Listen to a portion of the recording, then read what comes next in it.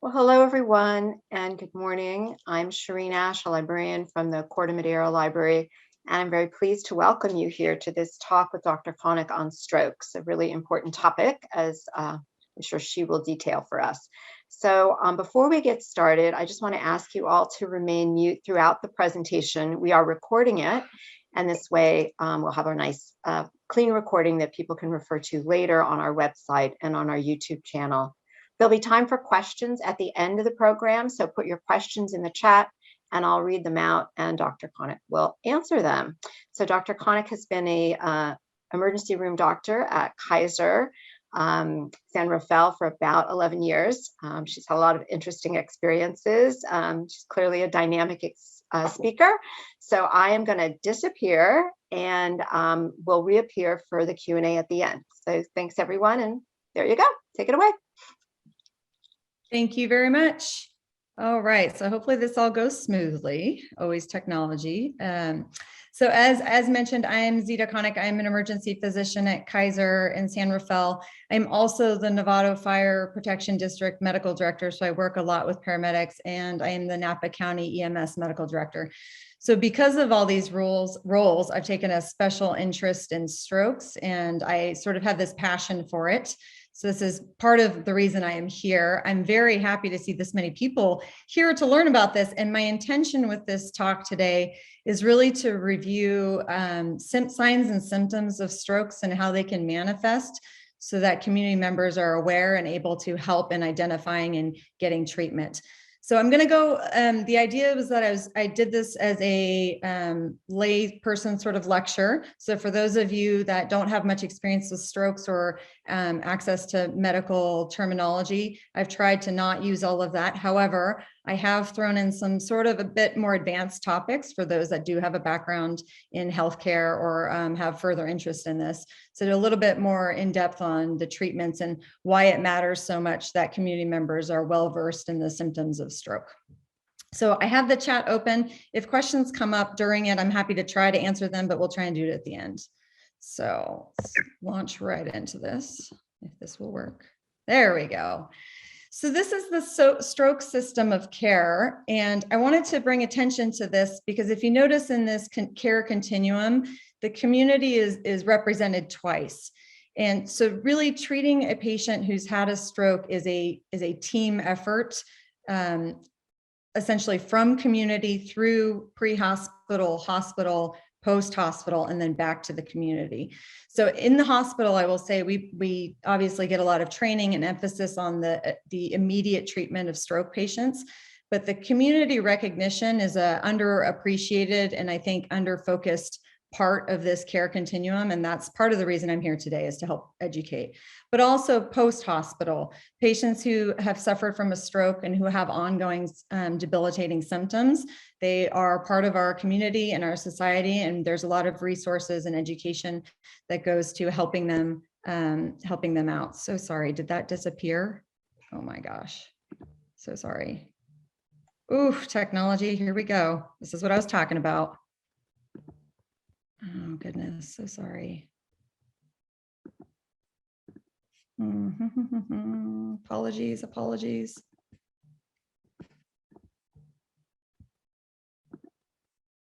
Okay, I hope I'm back. We're good? Yeah, we're good. Not to worry. Okay, thank you.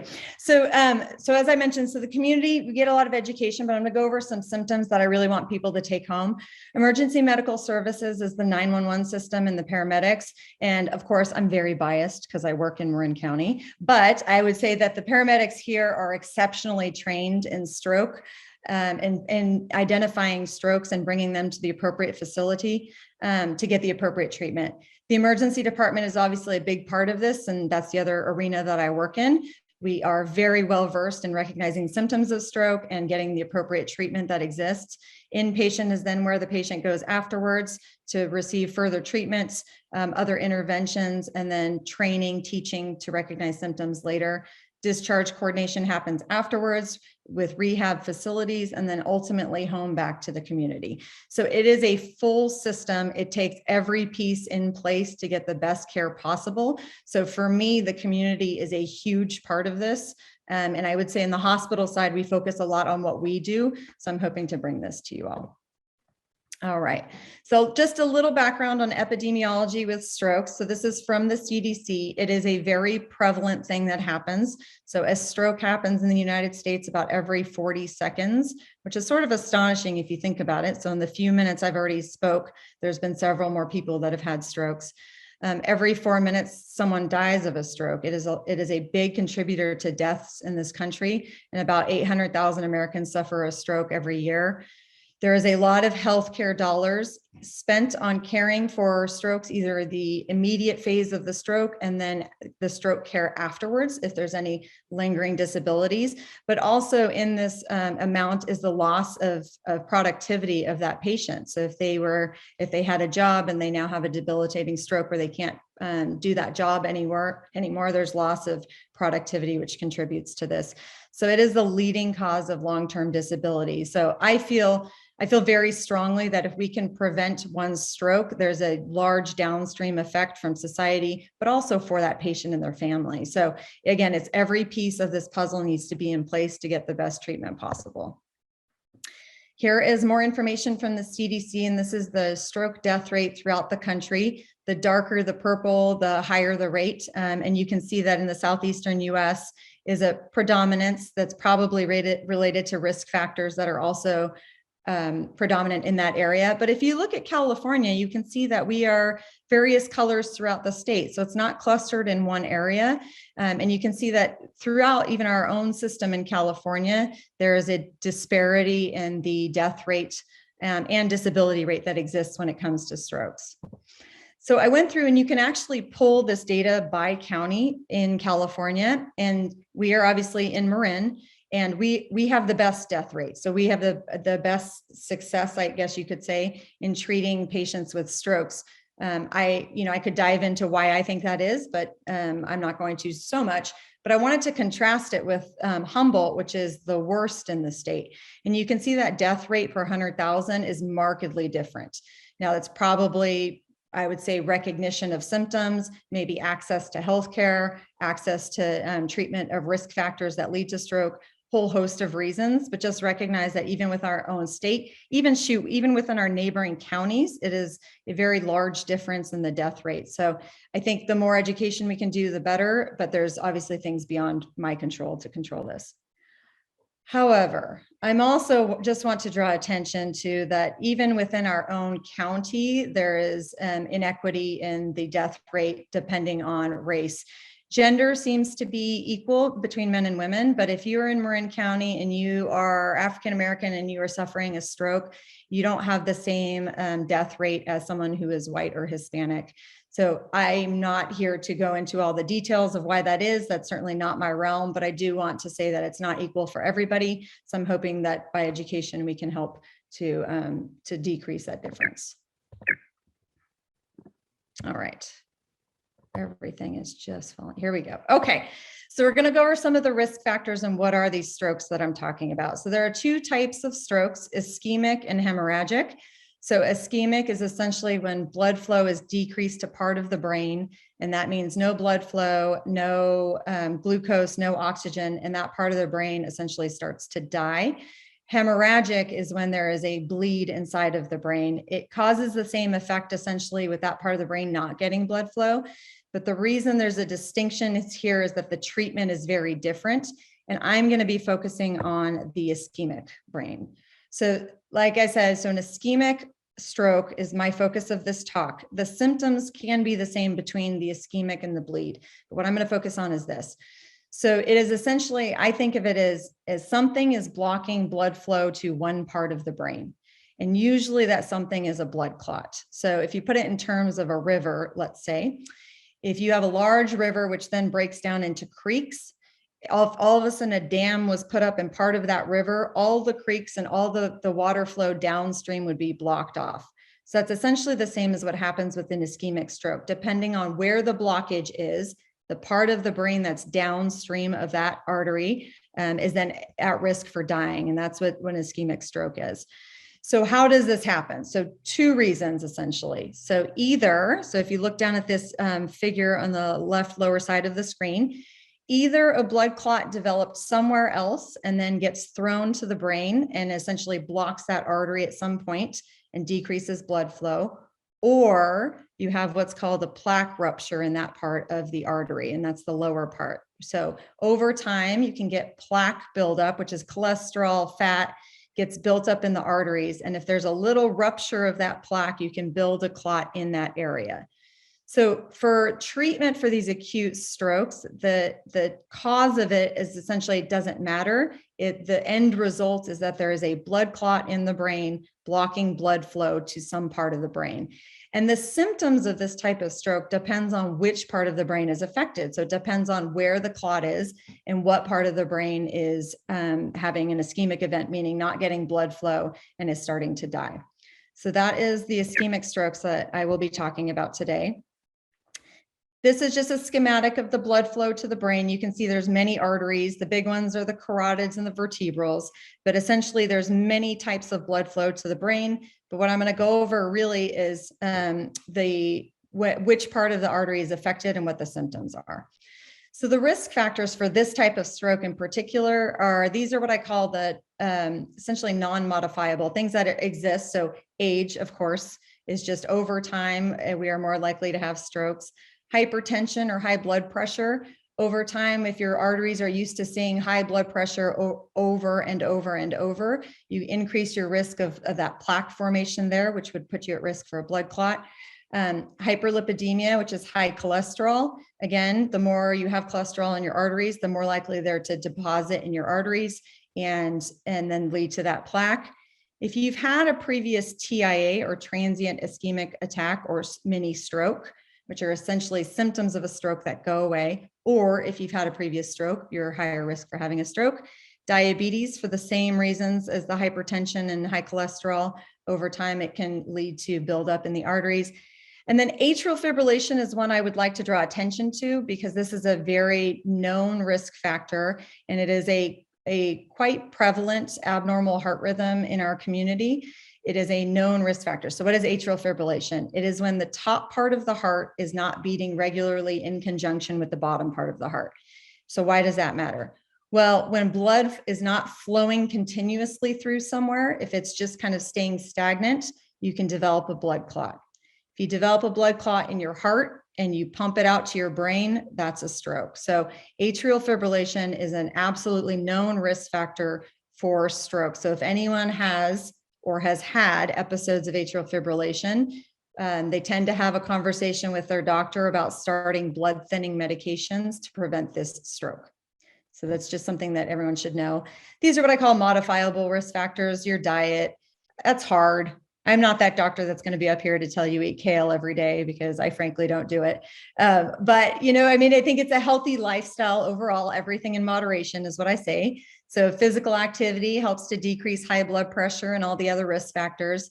I put too much alcohol on here. And frankly, when I've given this talk to Sonoma County and Napa and maybe even Marin, they're kind of like, what's too much? There is set criteria. If you're more than one drink per day for a woman or two for a man, once you start going beyond that, you start increasing your risk for high blood pressure, which can contribute to strokes. There is data that one glass of wine a day can decrease the risk of stroke. So there you go. It's a dose dependent sort of thing. So again, everything in moderation. And then tobacco use, really nobody should ever smoke ever. It's hard. And I know there's a lot of reasons for it, but it leads to the high blood pressure, stiffening of the arteries, which would put you at risk for a stroke. So these are all the kind of the risk factors that we know of. So the bleed, I'm just going to describe exactly what it is because the symptoms are the same, but that's not the focus of my talk. So again, the symptoms of this type of stroke, the hemorrhagic stroke, depends on where the blood is. And I think of this as a bursting of a pipe. So we've all kind of had that happen in our homes probably, where you burst a pipe and water goes everywhere. It's sort of the same idea. The arteries in the brain are the pipes, and you get a bursting of that part of the pipe, which can lead to bleeding in the brain. So what the risk factors for this are age, just over time, seeing high blood pressure, et cetera.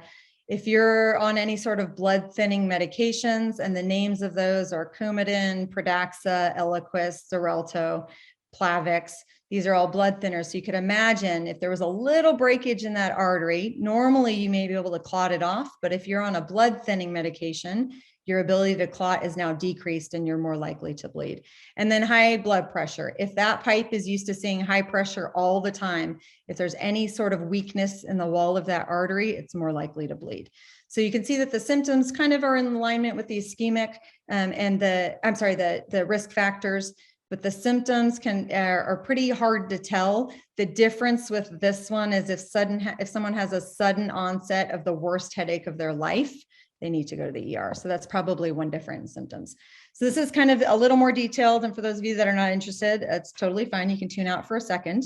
But this is what I wanted to show you, the difference on CAT scan. So when somebody comes to the emergency department with stroke symptoms, one of the first things we do is to get a CAT scan, which is basically a high-tech X-ray to get a picture of their brain. So the image on the right-hand side of the screen is a normal brain. Imagine the person is laying with their head in the screen, feet coming out this way, and it's a cross section of their brains. So the white on the outside, the bright white is the skull, bone shows as really bright white, and the inside is the gray. So our brains look gray on CT scan, and the black areas are fluid. That's completely normal. So if you look at the far left image where it says ischemic, you can see that on the left side of the screen on this brain, which is actually the patient's right side, there's this darker gray area. That's a big stroke. So this is darker gray is where that part of the brain is not getting blood flow. And that's what it looks like when that brain tissue is starting to die. So this is a pretty large stroke. And then contrast that with the right in the middle image there where that bright white in the middle of the brain is, that is a bleed. So blood also shows up bright white.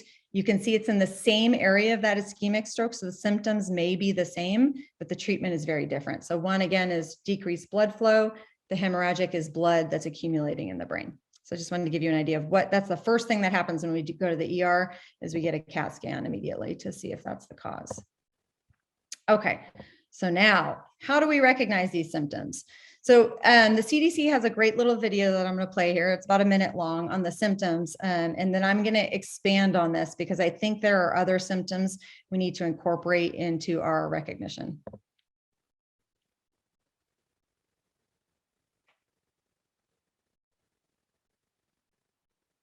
Uh-oh. That didn't work. Interesting. Okay, momentito. Let me see if I can get it to work. Oh, I see.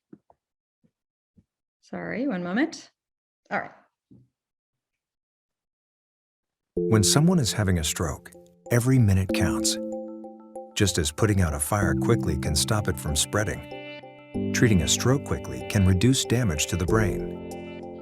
If you learn how to recognize the telltale signs of a stroke, you can act quickly and save a life, maybe even your own. For both men and women, look for these 5 signs of a stroke, all of which come on suddenly. 1. Numbness or weakness in the face, arm, or leg, especially when felt on just one side of the body. 2. Confusion, including trouble speaking or understanding speech. 3. Trouble seeing, from one or both eyes.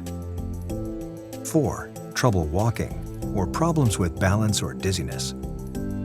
5. Headache, especially a severe one that comes on suddenly. The clock begins ticking as soon as you spot the signs of a stroke, because some treatments can only be used if the patient reaches the hospital in the first 3 hours after symptoms appear. So don't wait. Call 911 right away and get the person to a hospital immediately, even if the symptoms go away. If you think someone is having a stroke, remember the word FAST. F is for face. Ask the person to smile and check whether one side of their face is drooping. A is for arms. Have the person raise both arms and see if one arm drifts downwards. S is for speech.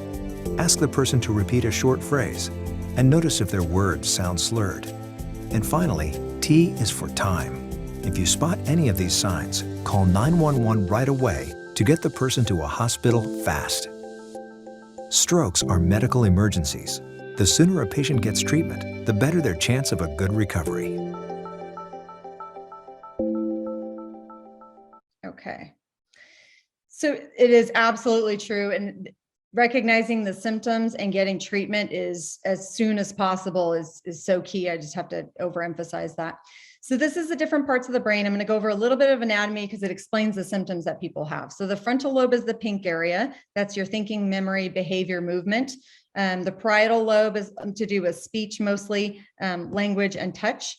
And then the temporal lobe is hearing, feeling.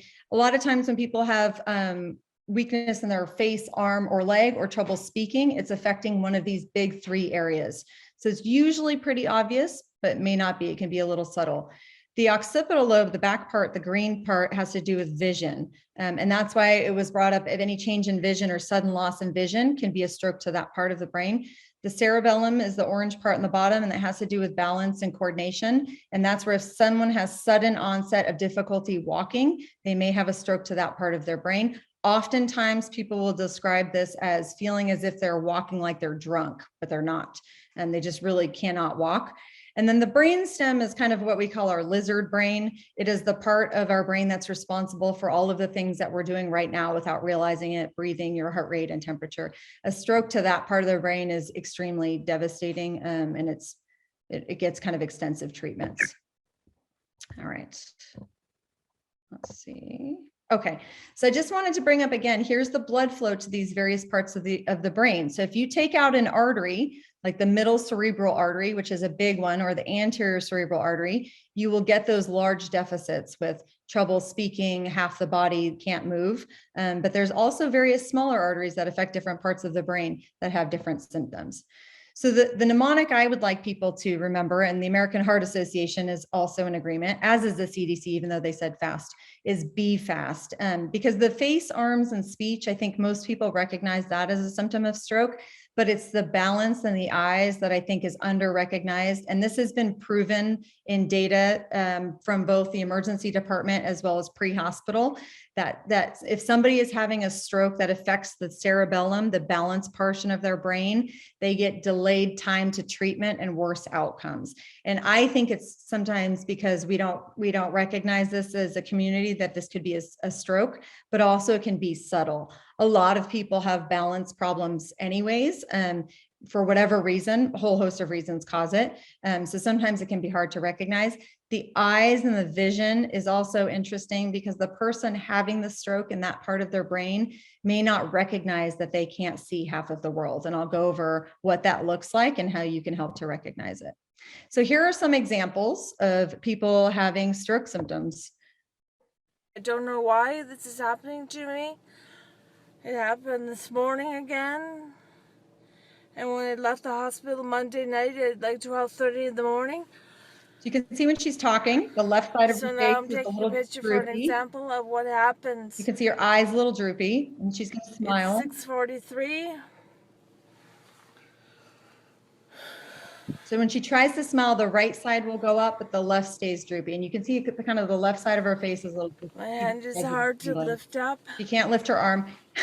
This video kills me because if you have these symptoms, please don't sit in the car and YouTube yourself. Please call 911. Gives me anxiety to watch her doing that. But that's a pretty common symptom people can have. You can see it doesn't necessarily mean that she can't speak, but her speech is a little bit slurred. The face is a little bit droopy, and she's having arm involvement. So here's another example of sometimes what the speech deficit can look like. Despite 10 nominations. CBS 2's Serene Branson is live at the Staples Center with highlights and backstage coverage we're seeing for the very first time. Serene. Well, a very, very heavy debatation tonight. We had a very Darrison, but let's go to Terrace and look for the head of the pit. We had. So that's called word salad. That's what we call that. So she is trying to get the words out, and in her brain, it can make sense, but the part that's responsible for producing language is affected. So she may or may not recognize that she is not making any sense. Obviously, if something happens like that with someone, it's pretty obvious. So that is an example of a stroke. So this is what sometimes a stroke that's affecting the visual part of the brain can look like. So the left hand of the screen is what normal looks like. This is with both of our eyes open. We can see the entire world. If somebody's having a stroke, they cannot see half of the world with both eyes open. So what they sometimes tend to do is turn their head a little bit to be able to see the entire world. And this can be subtle because they may not recognize that they're having this. The way that people can recognize it's happening is if you happen to be sitting, let's say on this person's right side, they won't see you. And they'll turn their head to look at you. So it can be subtle. Sometimes they do know this is happening. This is another one of the symptoms of stroke that it's harder to recognize, but is under-recognized and gets under treatment. So I'm going to skip this. So sorry, I had a patient example, but this is not going to be used here. Okay, so why do we put such emphasis on identifying and getting them to the hospital? So this is the part about treatments. So although I look very young, I know I've been doing this for a while. And even before I really, until recently, I felt as a physician, when someone came to the ER with a stroke, there wasn't a lot that we could do. And it really was secondary prevention, getting them on aspirin, treating their cholesterol, getting them to rehab. And that has changed. And I think that is part of the reason why I have such a passion for stroke, because I've seen the incredible improvements that can happen with people who are having devastating strokes. But again, all the pieces have to be in place for this to happen. So there's two major treatments for these ischemic strokes. One is a medication, and the other is a clot retrieval procedure. So the number one treatment that we give is a clot busting medication. It is called a thrombolytic. So thrombo is clot and lytic is opening up something. So thrombolytic medication. I put 4.5 hours here, but honestly, it has to be within usually 3 hours is where most hospitals will give it. So it's a medication that has to be given within the first 3 hours of symptoms of a stroke. And this is where the community recognition and calling 911 is essential. Because if somebody, and I've seen this happen too often, where they start to have symptoms of a stroke and just wait it out, thinking it'll get better, not recognizing that that window of treatment where they can get this medication is shrinking rapidly. So if somebody starts to have symptoms of a stroke, they need to come to the hospital immediately. So not everybody qualifies for this medication. So why would they not qualify? Well, there's a host of reasons. A lot of times, unfortunately, people wake up with their stroke symptoms. And so then it's hard to tell if they're in that 3-hour window. They may be on a blood thinning medication, which is also may prevent them from getting this medication. Because again, this medication basically breaks open any clot.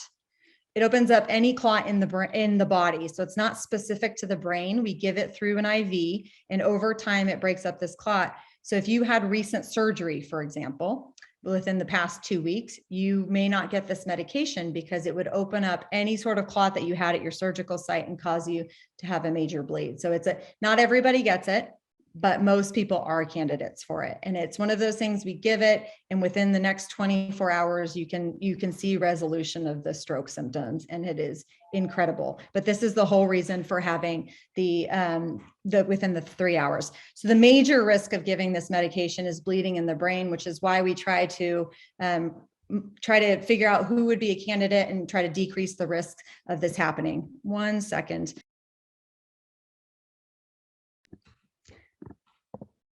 Okay, so the next treatment is a clot retrieval procedure. So this is fascinating, and this is the newest sort of treatment that happens in strokes and can absolutely change someone's life if they are having a large, devastating stroke. So I'm just going to play a little video on what it looks like, because this has been revolutionary.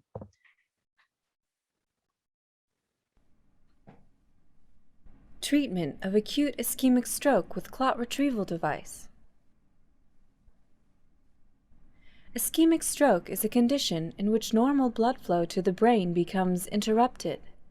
When a clot becomes lodged in one of the arteries that supplies blood to part of the brain, the tissue is deprived of oxygen. Clot removal devices are designed to treat ischemic stroke by removing the blood clot from the artery. The clot removal procedure begins by advancing a guide wire through the blood clot within the artery. A microcatheter is advanced along the guide wire until it is beyond the clot. The guide wire is retracted and the clot retrieval device is advanced through the microcatheter and deployed as the microcatheter is retracted. Once unsheathed, the device expands, pushing the clot to the walls of the artery and immediately restoring partial blood flow.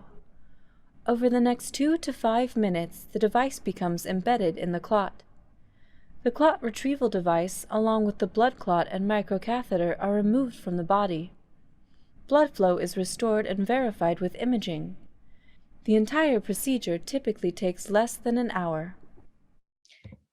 It's amazing. I mean, truly. Normally, it used to, the person would come to the hospital, they would get that thrombolytic medication, and those that are a candidate for this procedure are then sent to a facility essentially that can do this. So who qualifies for this procedure? So it has to be a clot in a large artery. So usually the symptoms are quite profound and devastating. So half the body cannot move, they may not be conscious, severe speech abnormalities. So, or as I was saying, a stroke to that, to the brain stem, because that is a very devastating stroke. So they would be a candidate for this as well. In this procedure in particular, the symptoms have to be within 24 hours. And it's a little more complicated than that for those that are interested. Basically, we do a special CAT scan to see if there's any brain tissue that can still be saved. So essentially, we'll do a scan, and if we see that part of the brain is already dead and there's no ability to restore that, then there's no benefit to doing this procedure. It would be potentially cause a bleed. But if there's a small part of the brain that's been affected, but a larger area is at risk, these are the people who would be candidates, and restoring that blood flow would essentially reduce their stroke symptoms to maybe even zero. So this is an amazing procedure, and this has been the big difference in the past years of making a difference in people with strokes. So what do we have here in Marin County? So the Joint Commission, which is an organization that certifies different hospitals for capabilities to care for stroke patients, they separate hospitals into primary stroke centers and comprehensive stroke centers. So primary stroke centers are the centers that have shown that they have the systems in place to give these clot busting medications, the thrombolytics that I was talking about. So that is, again, anyone who has symptoms within the first 3 hours. It does not have to be devastating large symptoms. It could be relatively minor, weakness in one arm. They would be a candidate for this. And luckily in Marin County, all 3 of our hospitals are able to do this. So Novato Community, Kaiser, and Marin Health have all been certified to do this, and in fact offer amazing stroke care. And that frankly is probably part of the reason why our death rate is so good here, and our treatment of strokes is so good, is that we have a great system of care. And as I said, the well-trained paramedics also are able to recognize these strokes and know where to bring them. But essentially, if you are having a stroke in Marin County, you can go to any of these hospitals. Now, the comprehensive stroke centers are the centers that can give that medication, but they're the ones who also do that clot retrieval procedure. It's highly trained neuroradiologists that do, and neurointerventionalists that do this procedure. And so for us in Marin, we usually send them to CPMC in San Francisco, UCSF, or Kaiser Redwood City. There's various other hospitals, but they are like in the South Bay and East Bay, but these are the 3 that we usually send to. And part of being a stroke center is that you have the capability to recognize these patients who are the candidates and send them to these facilities rather quickly so that they can get the treatment that they need. So again, the sooner you recognize symptoms, the better, and to call 911. So one little caveat I'm going to say about calling 911 versus walking in. So I know there's a lot of barriers for people to call 911, and for a whole host of reasons. And I absolutely understand that. I will tell you though, that the data in the literature, as well as our own local data, suggests that if you call 911 for your stroke, as opposed to walking in or driving into the hospital, your treatment happens much faster. The system is set up in a way that if you call 911, the paramedics recognize the stroke, they call ahead to the emergency department. We get everything ready to receive that patient, clear out the CAT scan, get the medication ready. So we're able to give the medication very quickly versus walking into the hospital. It may be recognized, but things are not quite, the wheels are not quite as greased to get you the fastest treatment you can.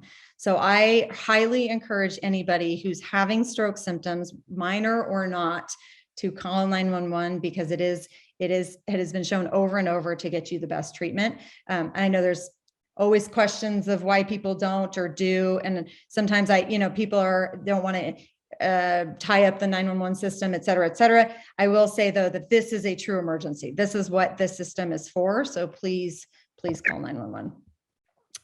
Okay, so I'm going to go to essentially the last slide, which is my current take-home points that I'm hoping you're going to take from this talk. So preventing, of course, risk factors for strokes is number one. If we can prevent strokes, that's even better than treating them, of course. And treating strokes within the time period that we are allowed with our current interventions can make a huge difference in patients' outcomes for the patient, their family, and society as a large. And I would say that the community recognition of strokes is where it begins. Because without that part and without the patient or family or whoever it is recognizing the symptoms and calling 911, the treatment is drastically different. So don't wait. If you have any question of it, call 911.